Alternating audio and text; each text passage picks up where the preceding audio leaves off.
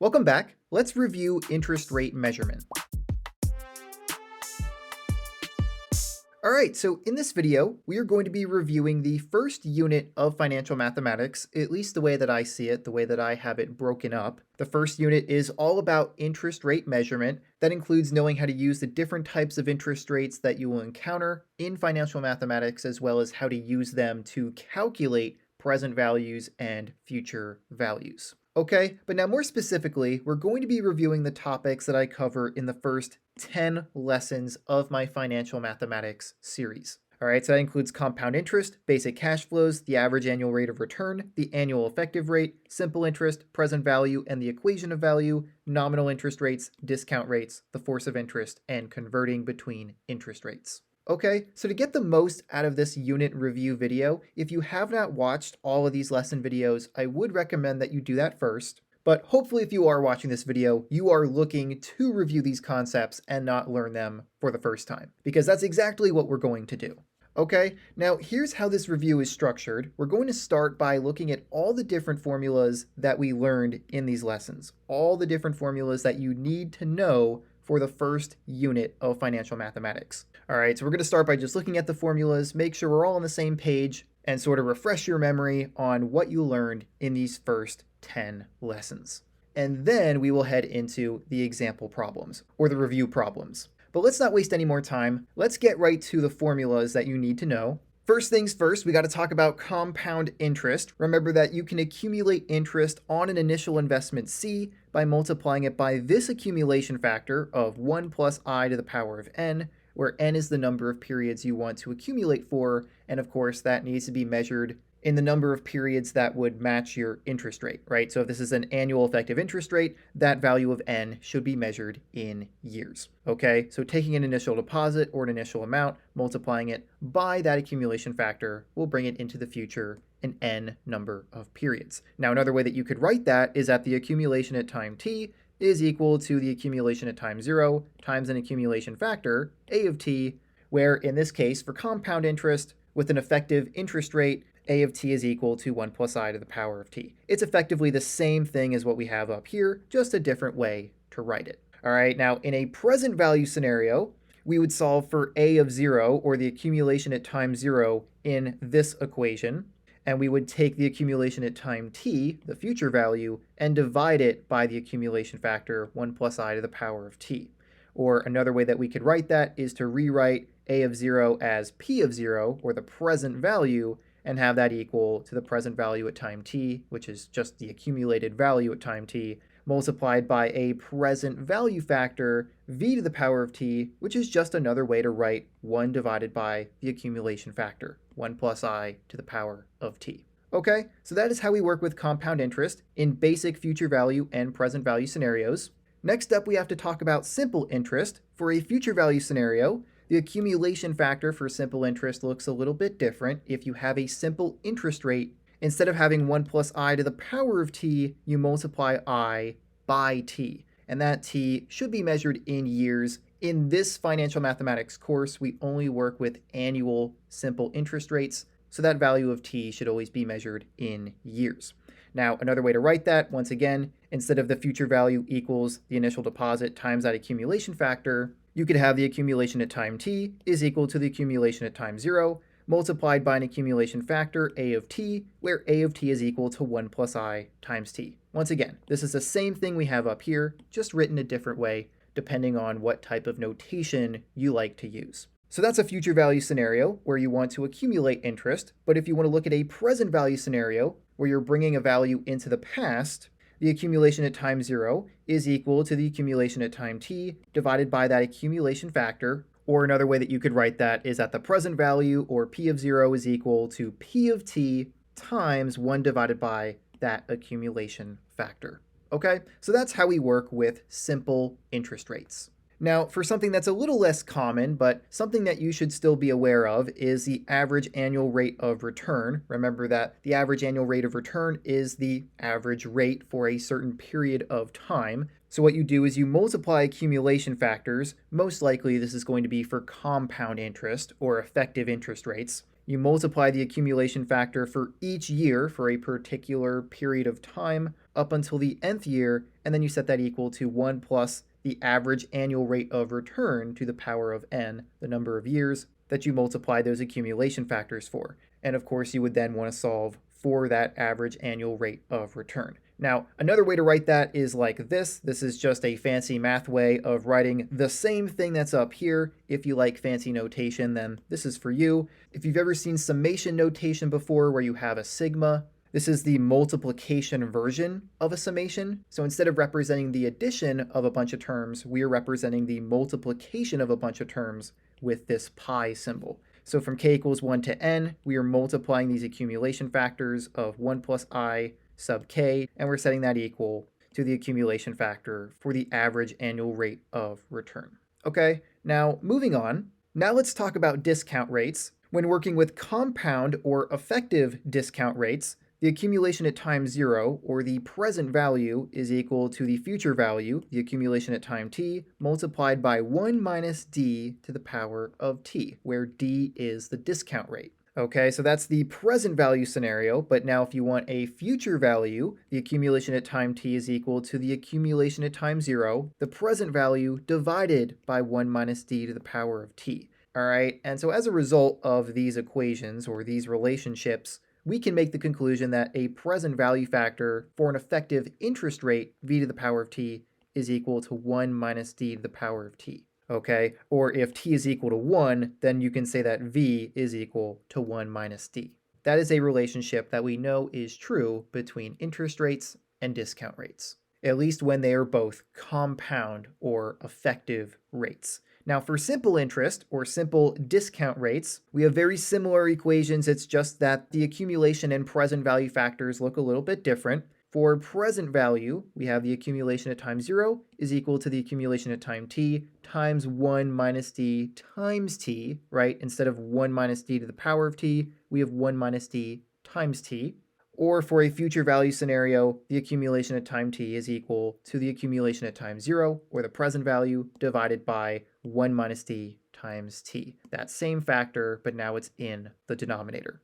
Okay, now next up, we have these oddball formulas for interest rates and discount rates. Now, both formulas will produce effective rates, not simple rates, but the accumulated amounts a of t and a of t minus 1 can be calculated using either compound or simple interest. Just make sure that when you use them, they were both calculated using the same type of interest. Don't mix the two interest rate types for those accumulated values. All right, so just keep that in mind. But if you're looking at a 1-year period from t minus 1 to t, so that could be from 2 to 3 or from 1 to 2, right? If you're looking at a 1-year period, you could find an interest rate or a discount rate by using these formulas. You would take the accumulation at time t minus the accumulation at time t minus 1 and divide by the accumulation at time t minus 1 to get the interest rate. So in other words, take the difference between the accumulation at 2 periods of time that are 1 period apart and divide by the earlier accumulation, and that will tell you the interest rate for that period.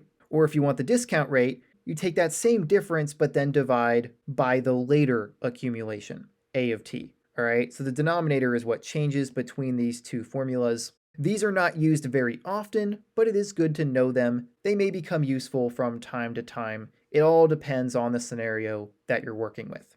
Now let's start talking about interest rate conversion formulas because these are extremely important. You want to know how to convert between different types of interest rates in financial mathematics. And let's begin by looking at effective interest rate conversions. Right here we have the conversion formula for an annual effective interest rate and a non-annual effective interest rate. We represent that with J sub M. Now in my lesson videos, I don't really add this subscript of M very often, but I'm going to use it in this video because I think it makes it a lot more clear what type of non-annual effective interest rate we're working with. I want to try to be as clear as possible in this video, so I'm going to include that subscript. Just know that I may not do that in other videos in this series. Those videos are a little bit older and I would make some different decisions notation-wise if I were making them today.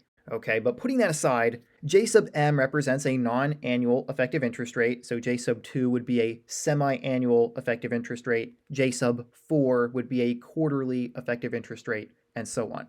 You would take 1 plus that interest rate to the power of m, subtract 1 to get your annual effective interest rate. Now, very similar to that, we have the conversion formula from an annual effective interest rate to an annual nominal effective interest rate, convertible m times per year, I superscript m in parentheses. You divide that nominal rate by m, add it to 1, take it to the power of m, subtract 1, and there's your annual effective interest rate. Now, one more important conversion here is that to get a non-annual effective interest rate, J sub m, you can take the annual nominal rate, convertible m times per year, and divide it by m. And it's important to remember that all those m's must agree, okay? You can't take a nominal rate convertible 3 times per year divided by 4 to get a quarterly rate. You can't do that. You have to divide by the value of m, or the number of times that nominal rate is convertible, and that will only give you the non-annual effective interest rate with the same frequency.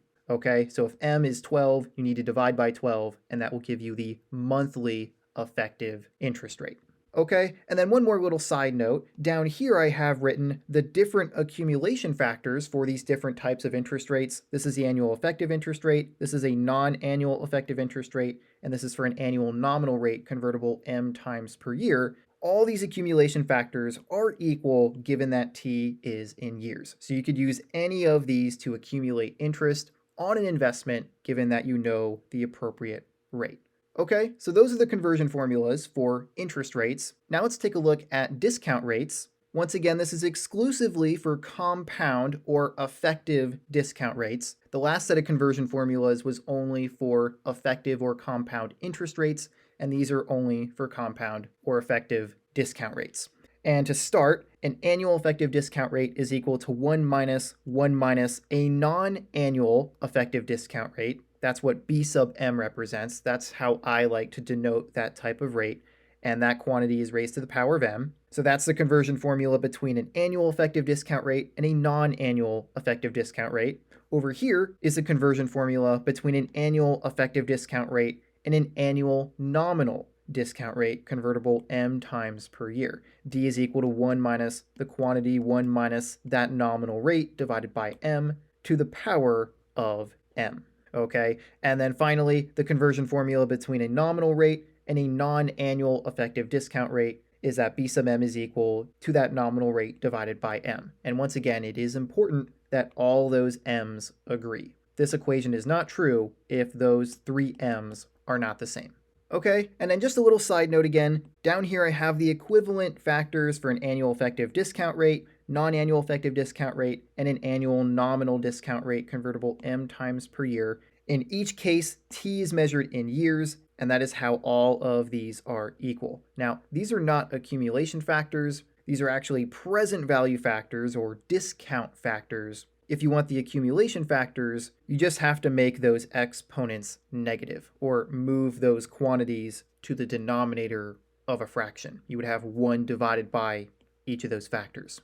Okay, now moving on. Here are the formulas for converting between an annual effective interest rate and an annual effective discount rate. There's 2 of them, but technically they're the same formula. It's just that in this one we solved for I, and in this one we solved for D. It doesn't matter which one you use, but sometimes one will be easier to use than the other depending on which rate you know and which rate you want to find. All right, but I is equal to D divided by 1 minus D, and D is equal to I divided by 1 plus I. And one thing to note about the relationship between an annual effective interest rate and an annual effective discount rate is that this accumulation factor for an annual effective interest rate is equal to this accumulation factor for an annual effective discount rate. Notice that we have 1 plus I to the power of positive t, but then 1 minus d to the power of negative t, and of course t is measured in years, but it's important to point out that the power is negative for an annual effective discount rate. Okay, accumulation factors and present value factors for interest rates and discount rates are sort of the opposite of each other. When one is in the numerator of an expression, the other one is in the denominator. Or in other words, when one has a positive power, the other has a negative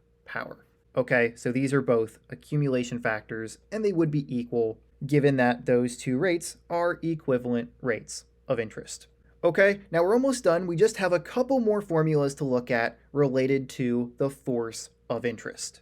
When your force of interest is constant, meaning it's not defined in terms of a variable t representing time, when it's just some number, you can calculate the future value, or the accumulation at time t, by taking the accumulation at time 0, or the present value, and multiplying it by e, the number e, to the power of the force of interest times the time t, which would most likely be measured in years. Or if you want to calculate the present value, the accumulation at time 0, you would take the future value, or the accumulation at time t, and multiply it by e to the power of negative delta t, the force of interest times t.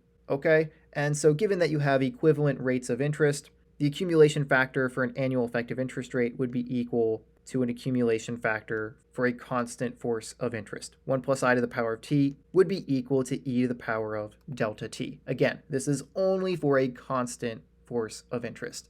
If you have a variable force of interest, meaning that it's dependent on time, or it's defined as an expression of t, then you have to use a little bit of calculus. The accumulation at time n, or the future value, is equal to the present value multiplied by e to the power of the integral from 0 to n of delta t dt. Or if you want the present value for a scenario, the accumulation at time 0 is equal to the accumulation at time n times e to the power of the negative integral from 0 to n of delta t dt. Okay, so the only difference between a future value and a present value scenario, or in other words, the only difference between an accumulation factor and a present value factor for a variable force of interest, is that the integral is negative for a present value factor. Okay, now one more set of formulas you need to know are the conversion formulas for a force of interest. Remember that in general, the definition of a force of interest delta t is the derivative of an accumulation factor, or the derivative of the accumulation at time t, divided by the original accumulation factor, or the accumulation at time t. So using the appropriate accumulation factors for different types of interest, we can get the following conversion formulas. The first two are for compound rates, or effective rates. The force of interest delta t is equal to the natural log of 1 plus I, that's for an annual effective interest rate. For an annual effective discount rate, delta t is equal to the negative natural log of 1 minus d. And then for simple rates, the force of interest delta t is equal to I divided by 1 plus I times t. Notice that t is part of that formula. You have to know the time at which that force of interest is defined in order to do this conversion. And the same thing is true for this conversion. Delta t is equal to d divided by 1 minus d times t, where that d is a simple discount rate. And of course, in this formula, I is a simple interest rate. Okay, so those are the conversion formulas you need to know for a force of interest. And with that, we are now done reviewing all the different formulas that you need to know for Unit 1 of Financial Mathematics on interest rate measurement. Okay, now we may not use all these formulas in this video. In fact, I'm going to tell you right now, we're not going to use all of them in the following example problems. But it does not mean that you will not use any of these formulas ever. You may encounter other problems not in this video where some of these formulas will be helpful. Okay, but with that, now it's time to move into the example problems, or our review problems for Unit 1, and they are not in any particular order. This is truly going to test your knowledge of this first unit of financial mathematics. And so let's take a look at the first problem. Okay, so here's our first example. Before I read it and before we get started here, I just want to encourage you, if you are preparing for an exam of some kind on this information, maybe what you want to do with this video is pause the video before I solve each of these problems. Maybe pause it, try the problem out for yourself, and then compare it to how I solve the problem. See if you do it the same way I do it, and if you get the same answer. That way you get a little bit more out of this than just watching me solve the problem for you, which is totally fine if that's how you want to go about it. But if you really want to test your knowledge, I highly recommend that you pause the video, try the problems out for yourself, see how far you can get, and then see how it compares to what I do. But with that being said, let's read this first example. For example 1, we want to find the accumulation of $1,000 in 7 years using the different rates of interest below. Which rate generates the most interest in 7 years? Okay, so that second question, we'll come back to that later. We don't need to talk about that until we do the first part, which is to accumulate $1,000 in 7 years using all the different interest rates that we've been given here. In this case, we are accumulating interest, so for every single interest rate we work with here, we are going to want to use an accumulation factor. Okay, now to stay consistent with my notation in my first lesson in financial mathematics, in this problem we would say that our initial deposit is $1,000. So C is equal to 1,000. And in each case, we are looking to calculate the future value at time 7. So I'll just write t equals 7. That's what we're looking for in each case. And so let's start with part A. Let's take a look at an annual effective interest rate of 4%. Note that that would be I equals 0.04. 4% as a decimal is 0.04. So for part A, the future value will be equal to that $1,000 accumulated for 7 years using the annual effective interest rate. So we're going to have 1 plus that rate of 0.04 to the power of 7, right? This is an annual effective interest rate, so our power should be measured in years, which in this case, we are accumulating for 7 years, so that would be the right power to have. Now, 1 plus 0.04 would be 1.04. If you take that to the power of 7, multiply it by 1,000, you will get the future value using that interest rate is $1,315.93. Okay, now let's move on to part B, or our second interest rate. In this case, we have a quarterly effective interest rate of 2%. That interest rate would be J sub 4, a non-annual effective interest rate, or more specifically, a quarterly effective interest rate. Remember that there are 4 quarters in a year, so that's where the number 4 comes from. A quarterly effective interest rate would take place 4 times in 1 year, and in this case, we know it is 0.02, right? 2% as a decimal is 0.02. So for part B, or for this second interest rate, the future value at time 7 will be equal to that $1,000 multiplied by 1 plus that rate of 0.02. But now what would the power of this accumulation factor be? It's not going to be 7, right? 7 is measured in years. That's how many years we want to accumulate for, but we're not working with an annual effective interest rate. We are working with a quarterly effective interest rate. So we need to measure the amount of years that we want to accumulate for in terms of quarters. And there are 4 quarters in a year, so we're going to have 7 times 4 as our power. And of course, 7 times 4 is 28. Okay, so we're going to have 1,000 times 1.02 to the power of 28.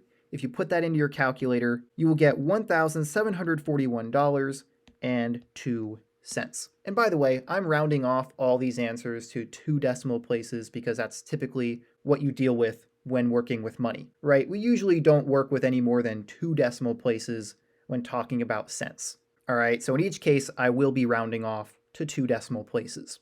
But that's it for part B, or for that second interest rate. Now let's look at our next one. For part C, we have an annual effective discount rate of 3%, so that will be D, and D is equal to 0.03. Let's calculate the future value using that rate.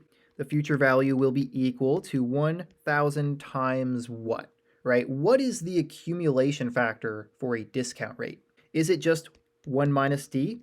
No, not quite. Remember that it would actually be in the denominator of an expression, right? We would have 1 divided by that factor. And the way that I'm going to represent that here is to just make the power negative. That's an easier way to sort of represent that. So what we're going to have here is 1 minus that discount rate of 0.03 to the power of -7, okay? This is an annual effective discount rate, so we can still put the power in terms of years, which in this case will be 7 years, but we need to make it negative because we are working with a discount rate. Accumulation factors for discount rates do have a negative power. Okay, but then multiplying 1,000 by 1 minus 0.03 to the power of -7 will give you that the future value is equal to $1,237.65. Okay, now moving on to the fourth rate, or part D, we have an annual simple interest rate of 5%. So that's going to be a simple interest rate I, which is equal to 0.05. I'm going to write simple. So we remember it is a simple interest rate because that is different from a compound or effective interest rate. And so let's find the future value using that type of interest rate. The future value will be equal to 1,000 times 1 plus that simple interest rate, 0.05. But now do we take that to the power of 7 or do we do something else? Well, in this case, we are going to multiply by the number of years. because it is a simple interest rate. Remember that simple rates of interest have different accumulation factors. Instead of taking 1 plus the interest rate to the power of the number of years, we multiply the interest rate by that number of years.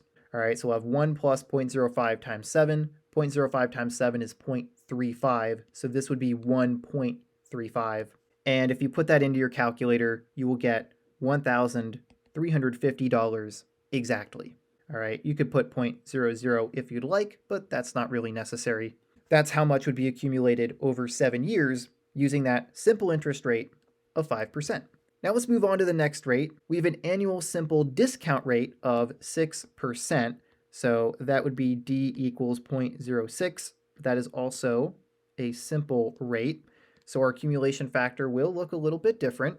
So let's calculate that future value. We'll have the future value is equal to 1,000 times the accumulation factor for a simple discount rate. Now there's a couple different ways that you could write this. You could write it like this. We'll have 1 divided by 1 minus that discount rate, 0.06, multiplied by 7, right? Remember, accumulation factors for discount rates will look like this. You have 1 divided by the factor, and so we have 1 divided by 1 minus the discount rate times the number of years, but you could just move this to the numerator and give it a power of -1 if you wanted to. Totally up to you. But either way, if you calculate this, you'll find that the future value is equal to $1,724.14. Okay, and now finally, let's move on to our last interest rate here, which is a force of interest, delta t, equal to 0.08. Now, this is a constant force of interest, right? It's just 0.08. It's not 0.08 times t or 0.08 plus t. It's not defined in terms of time or t. It's just a constant value. It is 0.08. So we can use the very simple accumulation factor in this case for a force of interest. Here's what that will look like for part F here. The future value will be equal to 1,000 times e to the power of that force of interest, 0.08, multiplied by the number of years, which is 7, and that will calculate the future value, right? The accumulation factor for a constant force of interest is e to the power of that force of interest times t, okay? And if you put that into your calculator, you will get $1,750 and about 67 cents, okay? And so now we have found the accumulation of $1,000 in 7 years using all these different rates of interest. And so now we're ready to answer the last part of this question, which is what rate generates the most interest in those 7 years? And all we have to do to answer that question is look at all these different numbers we calculated and ask ourselves, which one is the biggest? Which one generated the most interest in 7 years? And just by looking at these, it looks like the force of interest gave us the most amount of money, right? 1750.67 is the biggest number that we calculated here, although the quarterly effective interest rate was a close second, but it does not win. It is not the best. The best one in this case was this force of interest. So I'm just going to box that one in. That will be the answer to that second part of the question. Or even better yet, I'll just point up to that question from that force of interest. Okay, that is what answers that question. All right, and so with that, that is it for this first example. And so let's move on to the next one. Once again, if you want to challenge yourself, be sure to pause the video here and try this problem out for yourself first. But if you're ready to see me work through it, then let's get started. For example 2, we have using an annual nominal interest rate of 15% convertible 5 times per year, what is the accumulation 10 years from today of $200 deposited 3 years from today and $500 deposited 8 years from today? Okay, so there's a lot going on here, or at least it seems like there's a lot going on here, but I think we can make sense of it pretty easily by drawing a timeline. All right, we're working with these different cash flows that are valued at different moments in time. And so to make sense of where they all are and how we might go about calculating the accumulation 10 years from today, we should try to visualize those cash flows and draw a timeline.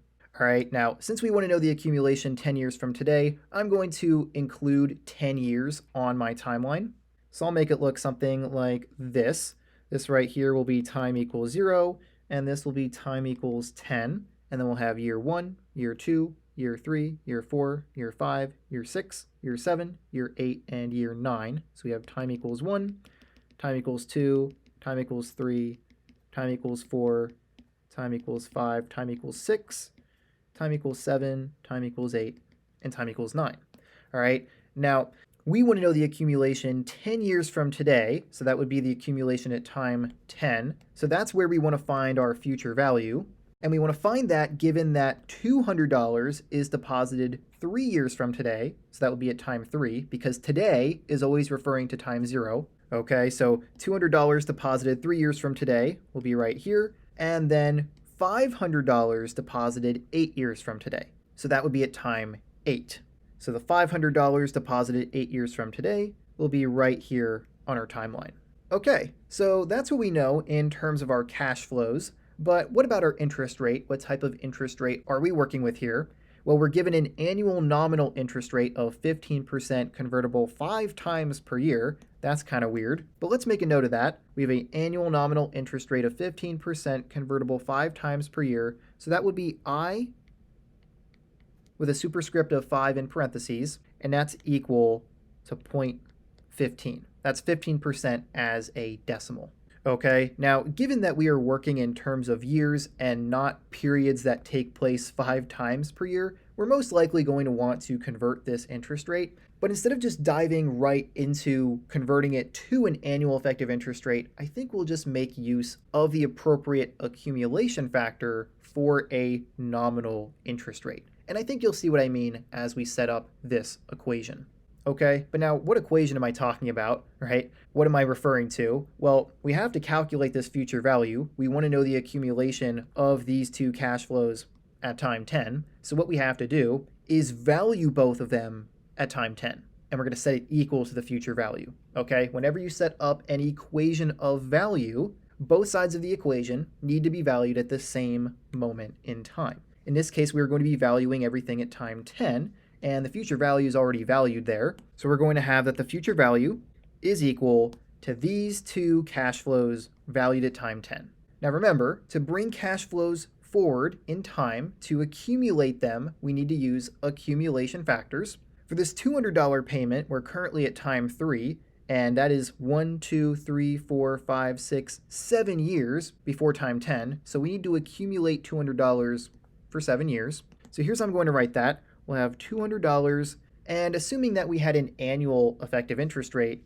we would multiply that by 1 plus the annual effective interest rate to the power of 7. But now we don't have that rate. We could find it if we converted this nominal rate to an annual effective interest rate. But rather than waste our time doing that in this case, an easier way to go about this is to just use an accumulation factor for a nominal rate of interest. And that would look like this. We're going to have that nominal rate divided by m, the number of times it's convertible in a year, which is 5, and then we'll take that to the power of 5 times the number of years we need to accumulate for, which is 7.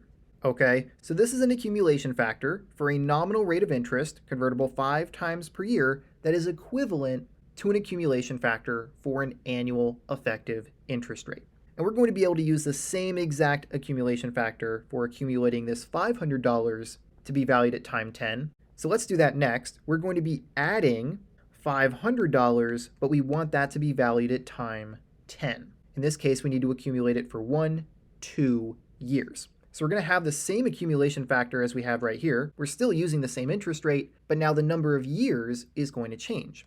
So we'll have 1 plus that nominal rate divided by the number of times it's convertible in a year, and then we'll take that to the power of 5 times the number of years, which is 2. Okay, there's 2 years from time 8 to time 10, so that's how long we need to accumulate that $500 for. Okay, just to make it clear what we did here, the $200 needed to be accumulated for 7 years, and the $500 needed to be accumulated for 2 years. Okay, and now we're almost done. We've almost already calculated the future value at time 10, or the accumulation 10 years from today, of those deposits. All we have to do is simplify what we wrote down here, and then plug it into our calculator. All right, and so remember, our nominal rate here is 0.15. We're going to be dividing 0.15 by 5 in each case. If we do that on the side here, 0.15 divided by 5 is equal to 0.03. So what we have here is 200 times 1 plus 0.03, which is 1.03 to the power of 5 times 7, which is 35. And then we'll add that to 500 times 1.03 to the power of 5 times 2, which is 10. Okay? In each case, they both simplify to the same expression. They just have different powers because they need to be accumulated for different amounts of time, 7 years and 2 years. We just have them represented in terms of periods that take place 5 times in a year. But now if you plug this into your calculator, 200 times this plus 500 times this, you will find that the future value, or the accumulation at time 10, is $1,234.73. And so that is the final answer to this example. Okay, and so that is it for example 2. Let's move on to our third example. Once again, if you want to challenge yourself, be sure to pause the video now and try this example before I show you the solution, which is what I'm going to do starting now. Let's start by reading the problem. For example 3, we have the present value of a $2,500 payment to be made in N years is equal to the present value of a $5,300 payment to be made in 8N quarters. If the annual effective interest rate is 6.5%, find N. Okay, so things are starting to get a little bit trickier now, but if you ever get stuck on where to start with a problem in financial mathematics, just begin by identifying what you know. All right, in this case, we know that we are working with a $2,500 payment that is going to be made in N years and a $5,300 payment that is going to be made in 8N quarters. Okay, so maybe what we should do here is draw out a timeline and kind of place those payments on that timeline to visualize what we're working with here. Okay, so let's do that here. I'm going to make a small timeline here. This will be time equals 0. But now where are we going to end? Well, first of all, let's get everything in terms of the same period type, right? We're told that this first payment is going to be made in N years, but then the other payment is going to be made in 8N quarters. Let's get them both in terms of years. I think that'll be easier to work with, especially since we're given an annual effective interest rate. Let's try to work in terms of years here. So for the $2,500 payment, we know that that is going to be made in N years. But then for the $5,300 payment, we get a different amount. It's going to be made in 8N quarters. So to get that in terms of years, remember that there are 4 quarters in a year. So if we divide this amount of quarters by 4, we'll get the number of years. So 8N divided by 4 equals 2N years. Okay? Just a slight little inconvenience in the problem, but nothing that we can't fix by doing a little conversion between our period types. Okay, so now the 2 dates that we can label on our timeline here are N years in the future and 2N years in the future. So this right here, I'll make T equals N, and this will be T equals 2N. So we have $2,500 at time N and $5,300 at time 2N. Okay, so now, given that those are where those payments will be made, that is where they are located on this timeline, we can consider the rest of the problem. We're told that the present value of the $2,500 payment is equal to the present value of the $5,300 payment. So what that means is that the value of these 2 payments at time 0 is the same. They are equal. Okay, so what we should do here is value both of these payments at time 0 and then set those values equal to each other. And here's how I'm going to do that. Remember that if you want to bring a cash flow back in time, you multiply it by a present value factor.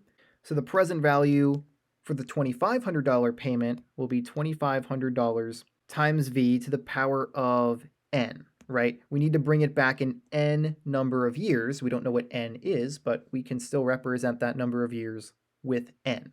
All right, now the interest rate that we're going to be using for that present value factor should be an annual effective interest rate since N is measured in years, and we have been given an annual effective interest rate of 6.5%. So that's good. I'm going to make a note of that. We have an annual effective interest rate of 6.5%. So I is equal to 0.065. All right, that's 6.5% as a decimal. Now, let's represent the present value of the $5,300 payment. We're going to have the present value is equal to 5,300 times what? Well, we need to bring it back in time 2N years, so we'll multiply by a present value factor to the power of 2N. okay? But now we know from this problem that these two present values are equal. So what we get from these two equations is that 2500 v to the power of n is equal to 5300 times v to the power of 2n. Okay, and so then hopefully from this equation, we should be able to solve the problem. We should be able to solve for n because we know everything else in this equation except for n, right? We know these payment amounts. We also know the interest rate for the scenario. We just don't know what n is. So we have one equation with one unknown variable, and so we should be able to solve for that unknown variable. So let's work on that. I'm going to work on it up here. First thing I'm going to do is divide both sides of the equation by 5,300. So what that'll give us is 2,500 divided by 5,300. And then at the same time, I'm also going to divide both sides of the equation by this present value factor, v to the power of n. So we will have v to the power of 2n divided by v to the power of n. Okay, so just to make sure that you're understanding what I did here, I divided both sides of the equation by this present value factor, so now it's no longer on this side, it's over here, and we divided both sides of the equation by 5,300, so this one disappears, and now it's in the denominator over here. Okay, now, the reason I did that is because now some nice cancellation is going to occur. We have v to the power of 2n divided by v to the power of n, which we can simplify to just be v to the power of n. But why, right? Why can we do that? Well, we have two exponential expressions with the same base, right? Both of these present value factors are going to be using that same annual effective interest rate of 6.5%. So the base is the same.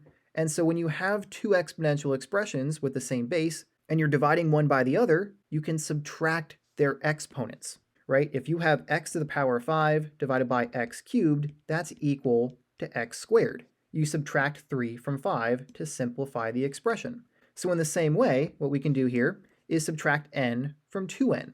And 2n minus n is equal to n. All right? So what we end up with here is a cancellation where we're just left with v to the power of n. Okay? That's all that's going to be left on this side of the equation. Now over here, we can simplify by reducing these numbers by a factor of 100. What I mean by that is we'll have 25 divided by 53. Hopefully you understand that type of simplification, but that's going to be equal to v to the power of n. Okay? Now, what is v to the power of n equal to? What does that actually represent? Well, remember that a present value factor v to the power of n is equal to 1 divided by 1 plus I, the interest rate, to the power of n.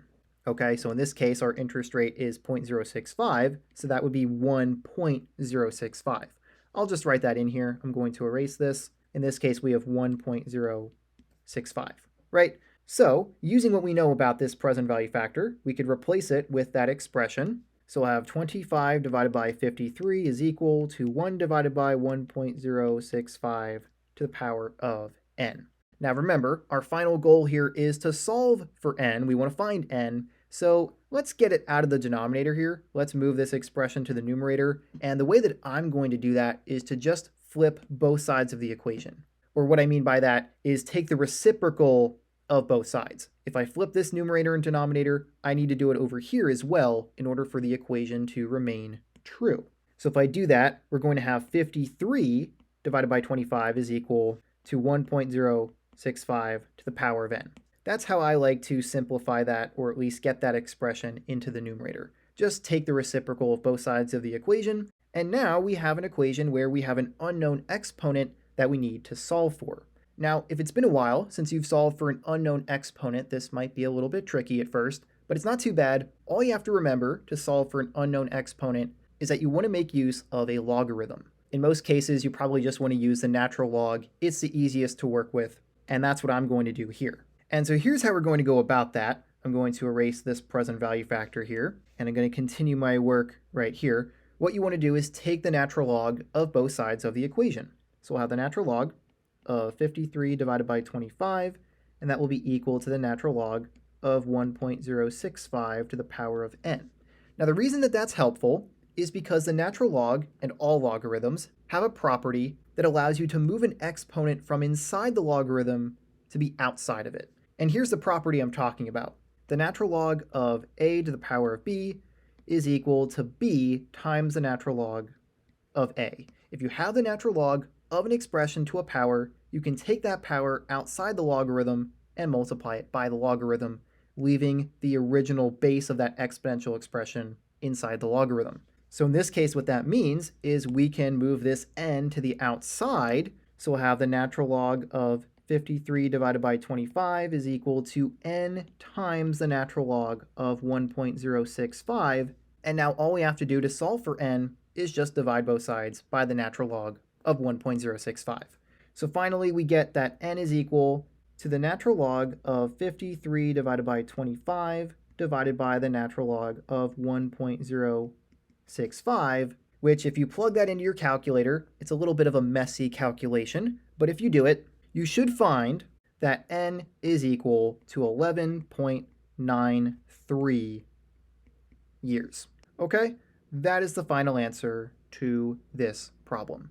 Okay, now you could round that up to 12 years if you wanted to. Most likely, if you had this question on an exam and it was a multiple choice exam, one of the options would probably be 12, and that would be the correct option. Okay, you would just round it up to 12. But with that, that is it for this third example. And so let's move on to our next one.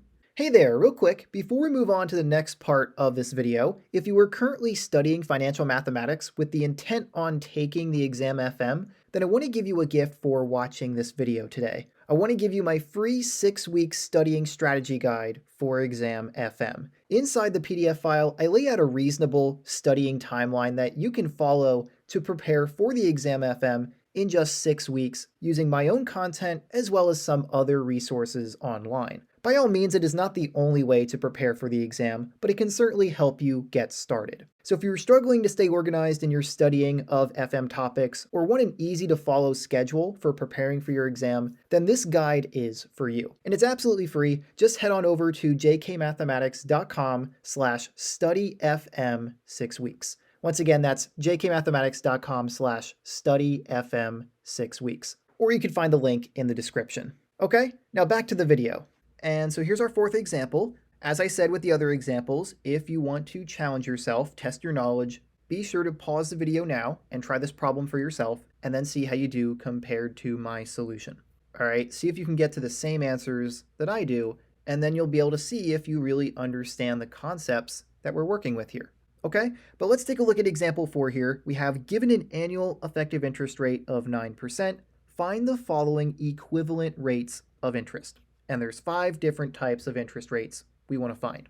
Okay, so remember, when you're being asked to find an equivalent rate of interest, what you're really being asked to do is to convert your interest rate to another type of interest rate. And those 2 interest rates, although they are different, are equivalent in that they will accumulate the same amount of interest over the same amount of time. Okay, now in this case, we've been given an annual effective interest rate of 9%. We know that I is equal to 0.09, and we want to convert that to all these other different rates.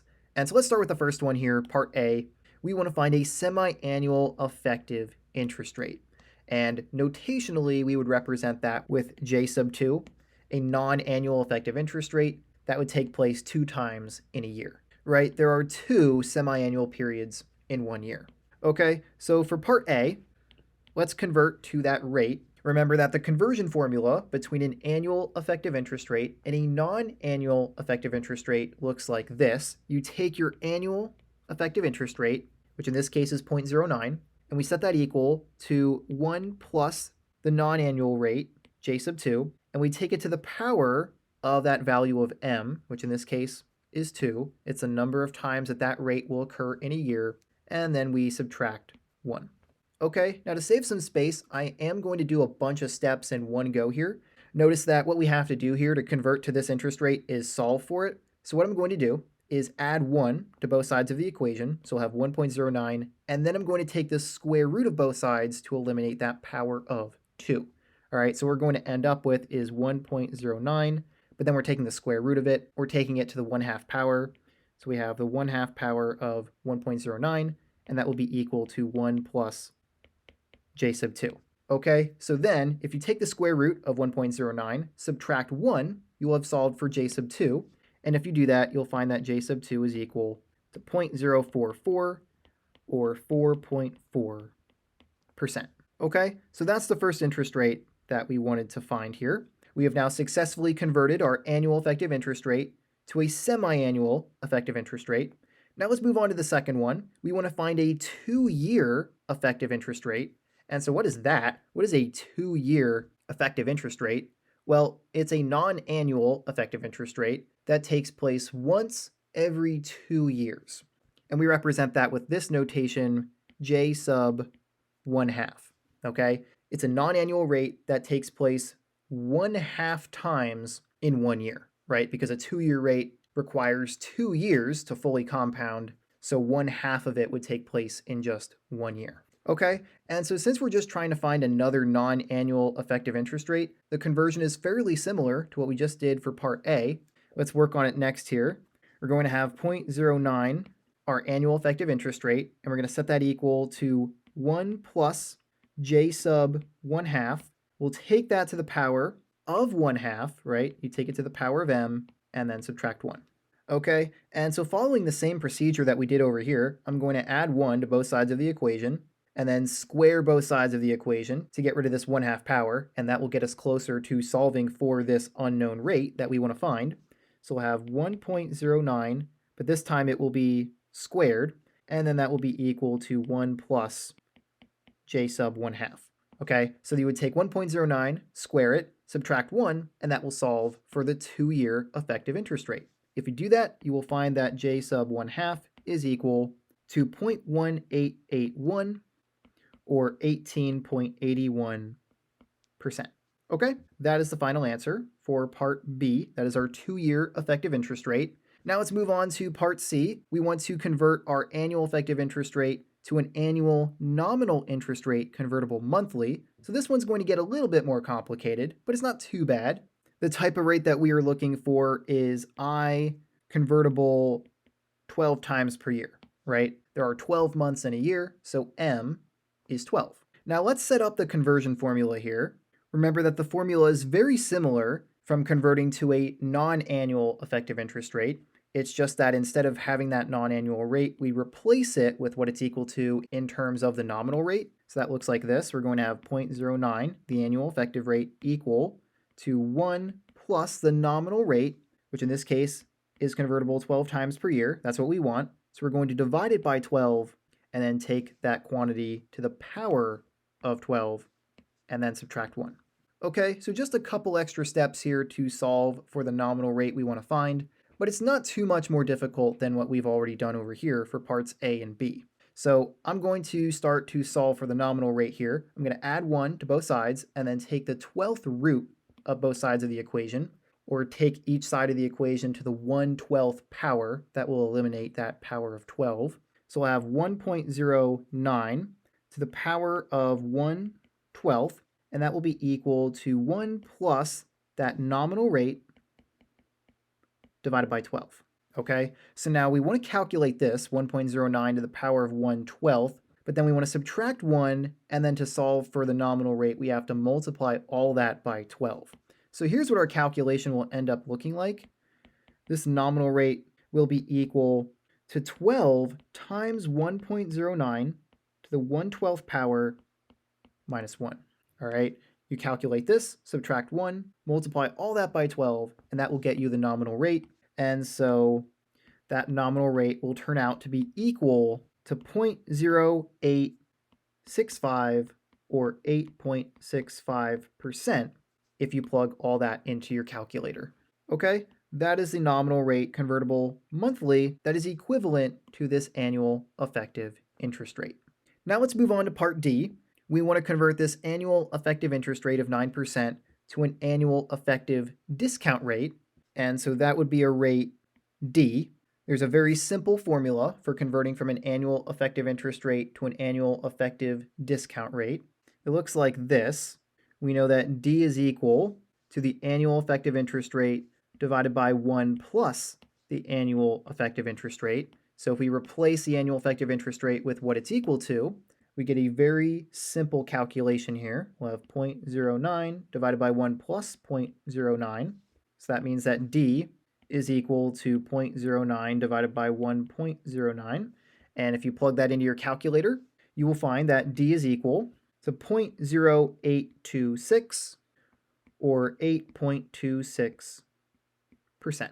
That is the equivalent annual effective discount rate for an annual effective interest rate of 9%. Okay? And finally, we have one more interest rate that we want to convert to, and that is a force of interest. And we're just going to assume that that is a constant force of interest. You can't really convert to a variable force of interest. So we are just looking for a constant force of interest, delta. Okay, and so the conversion formula between a force of interest and an annual effective interest rate is actually pretty nice. It's not too complicated. Let's write it down here. For part E, we'll have that the force of interest delta is equal to the natural log of 1 plus the annual effective interest rate. All right, so in this case, if we replace I with what it's equal to, we'll have 1 plus 0.09, which will give us 1.09, or the natural log of 1.09. And if you take the natural log of 1.09, you will get that the force of interest is equal to 0.0862, or 8.62%. That is the equivalent force of interest for an annual effective interest rate of 9%. Okay, and so with that, we have now completed this example. We have converted this annual effective interest rate to all of these other types of interest rates. They are all equivalent rates of interest. They will all generate the same amount of interest over the same amount of time. All right, let's move on to our next example. Okay, so here's example 5. Once again, take a moment to pause the video and try this problem out for yourself if you want to test your knowledge. But once you're ready to see me work through the problem, then play the video and let's get started. For example 5, we have Jerry is offered an investment where interest is calculated using the following force of interest. And we'll take a look at that in a little bit, but we're told that Jerry invests $1,000 at time t equals 0, and then over the first 5 years, what nominal rate of interest compounded quarterly does Jerry earn? Okay, so we're very clearly working with a force of interest here, but in particular, a variable force of interest, a force of interest whose value depends on time. In this case, delta t is equal to 0.04 t when we are between time 0 and time 4, or for the first 4 years of the investment. But then after year 4, from year 5 onward, the force of interest is constant. It's 0.055. So the reason why this problem is going to be a little bit tricky is because Jerry is investing his $1,000 at time 0, and we want to know over the first 5 years what his nominal rate of interest compounded quarterly would be, or what he would have earned if his interest rate was that type of interest rate. But for the first 5 years, the force of interest is not going to be the same, right? It's going to be this right here for the first 4 years, and then for that 5th year, it's going to be that constant force of interest of 0.055. And so that's where things can get a little bit tricky, but let's just focus on one thing at a time here. What are we going to have to find first in order to actually solve this problem?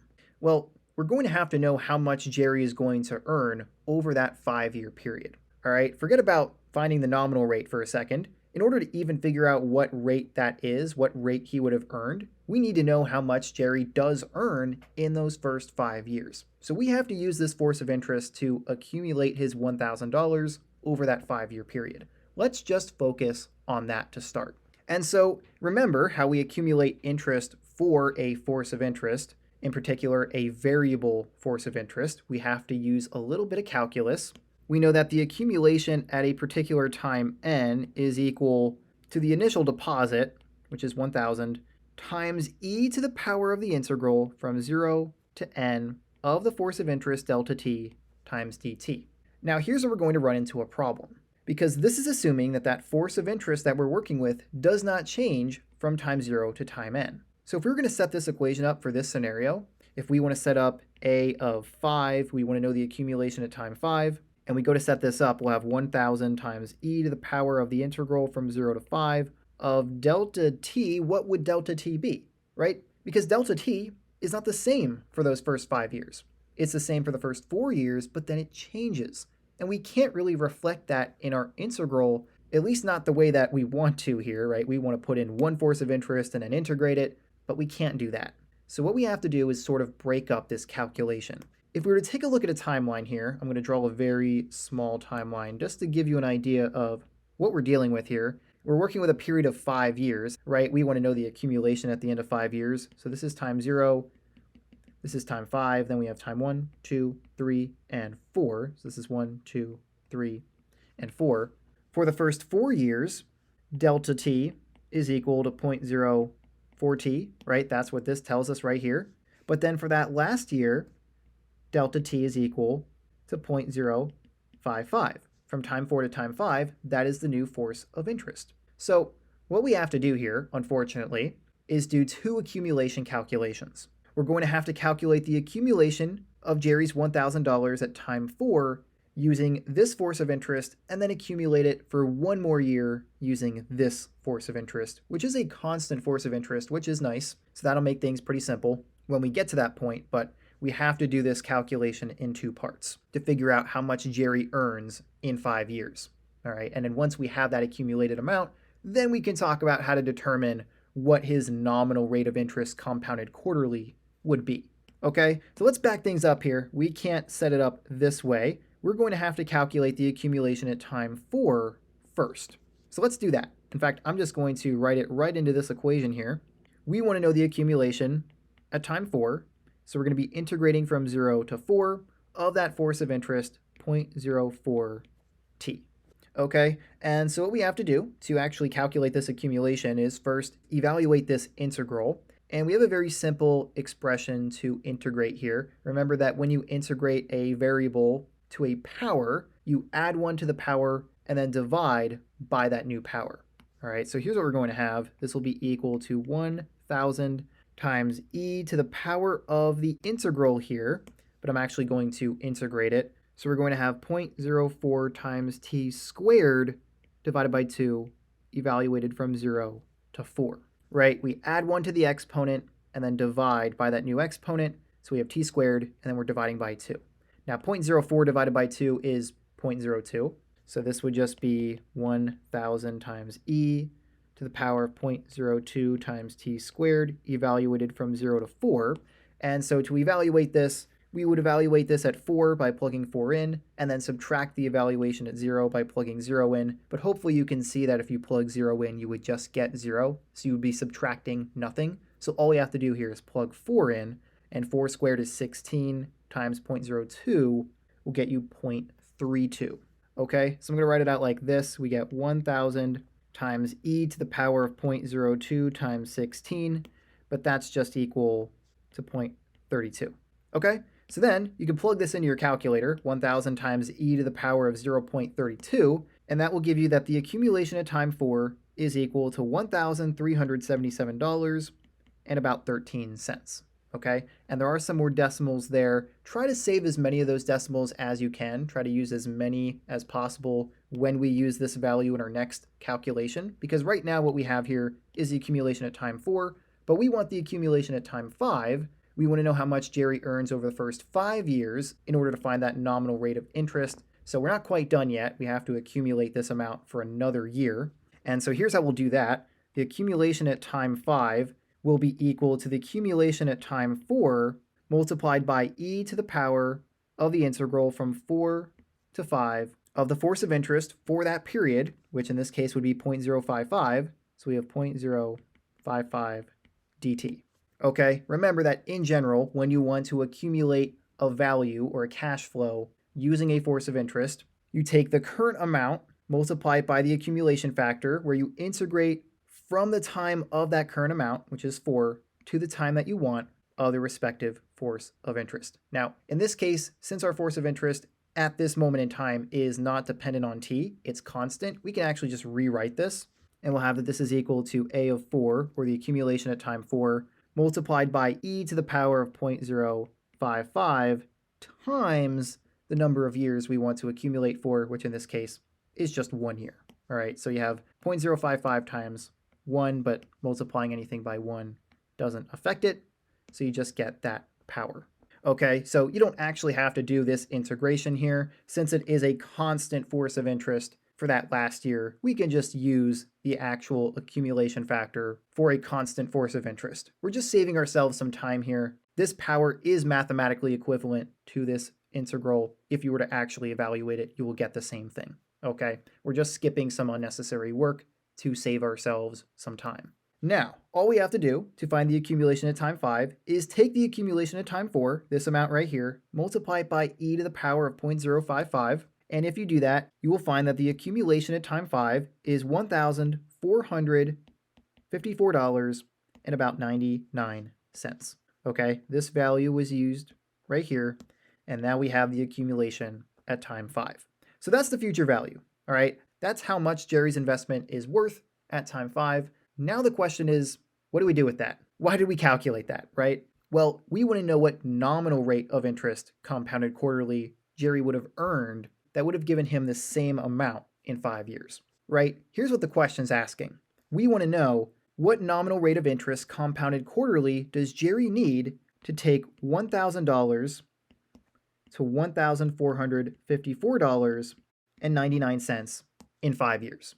All right, so what we need to put in here is an accumulation factor for that nominal rate of interest. And that will look like this. We'll have 1 plus I compounded quarterly divided by 4 to the power of 4, but then we want to multiply by the number of years, which is 5.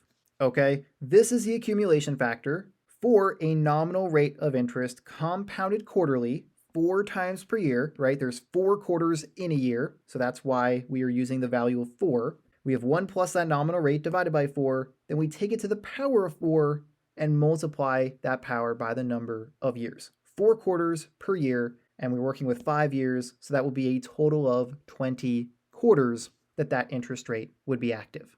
All right, and so all we have to do to solve this problem is solve for this nominal rate, okay? And so what we have to do to solve for that rate is isolate it. We have to get to that rate. So let's begin by dividing both sides by 1,000. I hope you don't mind. I made some of our previous work smaller and I moved this up here so that we have some room to work with here. I don't want to erase any of my work in case you want to reference it later. I want to try to keep as much of it on the screen here for you for these unit review videos. I know I tend to erase stuff in other videos, but I'm trying to be a little bit better about that in these videos. But let's work on solving for that nominal rate. Like I said, let's divide both sides by 1,000. We'll have 1 plus that nominal rate to the power of 20, and that will be equal to this number divided by 1,000. So we'll have about 1.45499 and some more decimals.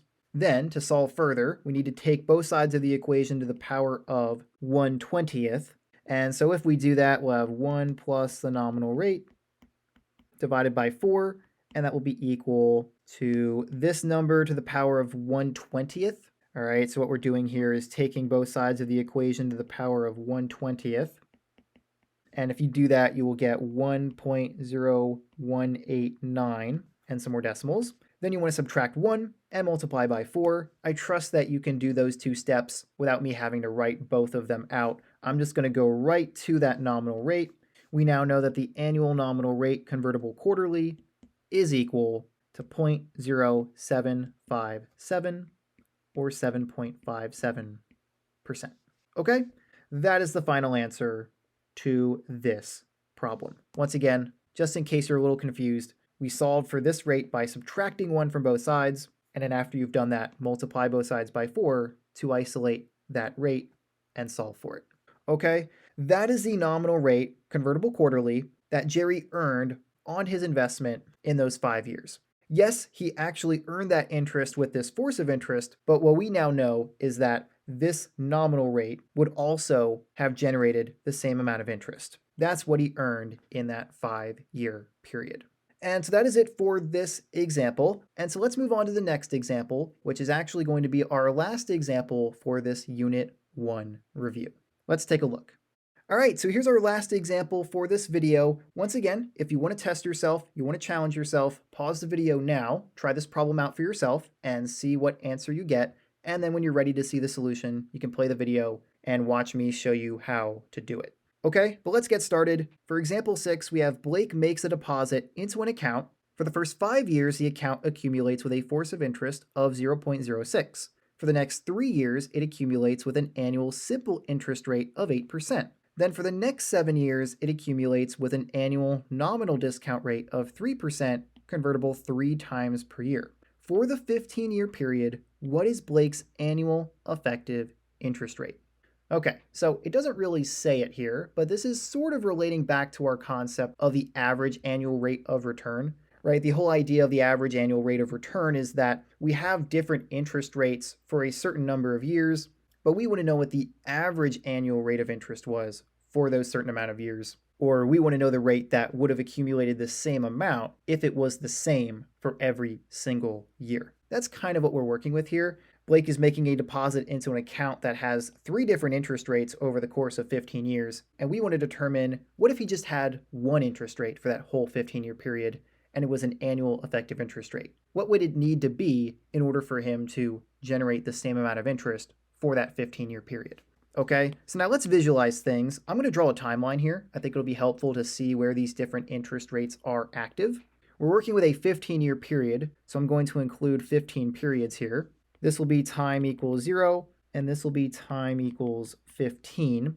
Now, his first interest rate takes place over the first 5 years, right? For the first 5 years, the account accumulates with a force of interest of 0.06. It is a constant force of interest, all right? So that is the first 5 years. So this will be time 1, 2, 3, 4, 5. For the first 5 years, we have a constant force of interest, delta equals 0.06. Okay? For the next 3 years, so let's mark that down. That will be year 6, 7, and 8. So that will take us to time equals 8. For the next 3 years, it accumulates with an annual simple interest rate of 8%. All right, so remember that that is a simple interest rate. You want to make a note of that. For these 3 years, we have a simple interest rate equal to 0.08 as a decimal, which is just 8%, and that is a simple rate. Okay, it is not an annual effective rate, it's an annual simple interest rate. And now finally, for the next 7 years, so that will take us to time 9, 10, 11, 12, 13, 14, and 15. For those last 7 years, the account accumulates with an annual nominal discount rate of 3% convertible 3 times per year. All right, so that's what we have for those last 7 years. And here's what that looks like. An annual nominal discount rate convertible 3 times per year, so that will be D with a superscript of 3 in parentheses, and that's equal to 0.03. Okay, so these are the interest rates we're working with over this 15-year period for Blake's account. We know he makes a deposit, but we don't know how much that deposit is. That's okay. We don't need to know that. We can just say that it's $1 and accumulate that $1 for 15 years and then see what annual effective interest rate would accumulate that same $1 to that same amount that we find. Okay, so let's pretend that we had a $1 investment and we wanted to accumulate it for 15 years using these 3 different interest rates. How would we do that? Well, we'd have to start with an accumulation factor for the first 5 years using a constant force of interest of 6%. So that would look like this. We would have e to the power of delta, 0.06, times the number of years, which is 5. All right, so that would accumulate our $1 payment for 5 years using that constant force of interest. Then what we want to do is multiply that by an accumulation factor for the next 3 years where we have that different interest rate. In this case, we have a simple interest rate of 8%. So here's what that accumulation factor will look like. We'll have 1 plus that simple interest rate, 0.08, but we need to multiply it by the number of years that it's active for, which in this case is 3, right? We don't take 1.08 to the power of 3. This is not an effective or a compound interest rate. It's a simple interest rate, so this is what the accumulation factor looks like. That will take us from time 5 to time 8. Now for the last 7 years, from time 8 to time 15, we have a discount rate, right? An annual nominal discount rate convertible 3 times per year. So now we need a different accumulation factor for those 7 years. And this is probably the most complicated one, but again, it's not too bad.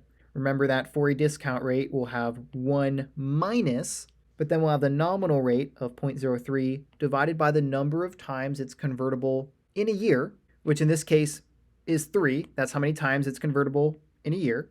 And then we take that to the power of the number of times it's convertible in a year, which is 3, times the number of years, which is 7. All right, but now we're not done yet. We forgot one thing for this accumulation factor.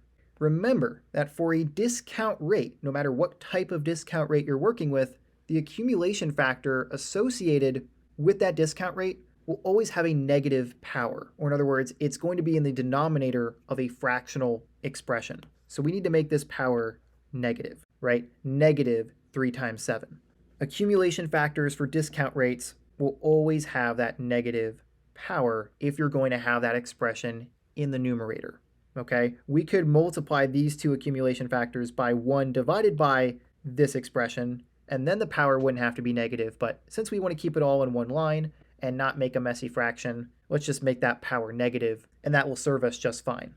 Okay, and so now what we have here is an expression that would calculate the accumulation of a $1 investment made at time 0 at time 15. All right, we accumulate interest for the first 5 years using that force of interest, then we accumulate it for another 3 years using this simple interest rate, and then we accumulate it for the last 7 years using that nominal discount rate, convertible 3 times per year. And what we want to find is Blake's annual effective interest rate for that 15-year period, an annual effective interest rate that will accumulate the same amount for that 15-year period. So what we would want to do here is set this equal to 1 plus I to the power of 15. That is essentially our average annual rate of return. That's not really what we're going to call it in this case, because typically when you refer to an average annual rate of return, you are only working with a set of annual effective interest rates, and in this case we're not, but the same idea applies here. We're trying to find an annual effective interest rate that would generate the same amount of interest over that 15-year period. If Blake had the same annual effective interest rate for every single one of those 15 years, it would accumulate the same amount as these other rates of interest for these different periods of time. So in order to solve for I here, we first have to multiply this out. And so let's work on that. I am going to simplify it a little bit before I plug it into my calculator. E to the power of 0.06 times 5 will be e to the power of 0.3, because 0.06 times 5 is 0.3. So we'll have e to the power of 0.3, and we're multiplying by this accumulation factor for a simple interest rate. 0.08 times 3 is 0.24. 1 plus 0.24 is 1.24. So we're multiplying by 1.24. And then let's simplify this. 0.03 divided by 3 is 0.01. Then we have 1 minus 0.01, which will be 0.99. So we have 0.99 to the power of negative 21, right? 3 times 7 is 21. And that will still be equal to 1 plus the annual effective interest rate to the power of 15. Now, what we want to do is multiply this in our calculator. If you do this calculation, you will get the following. We'll have 1.35819 and some more decimals, and that will be equal to 1 plus I to the power of 15. Okay? And then all we have to do to solve for that annual effective interest rate is take the 15th root of both sides of the equation, or take both sides to the power of 1/15, and then subtract 1, and that will solve for I. Okay? So if you do that, you will find that I is equal to 0.0206, or 2.06%. That is the final answer to this problem. That is the annual effective interest rate for the 15-year period of Blake's account. That is equivalent to generating interest with these different interest rates over that 15-year period. Okay, and so with that, that is it for this video. That is the end of our Unit 1 review on interest rate measurement. However, I do have 4 more examples for this Unit 1 review that is on my membership site, JK Math Plus. So if you're interested in reviewing further, feel free to look into joining my membership site. There's a lot more there than just unit review videos, but those are among the videos included with the membership. All right, so for more details on the membership site, you can head on over to my website at jkmathematics.com/plus. Okay, but other than that, that is it for this video. If you do have any questions on anything that we looked at in this video, whether that be the formulas or any of the example problems, please let me know in the comments. But if you don't have any questions, then that is all I had for now, and so I will see you next time.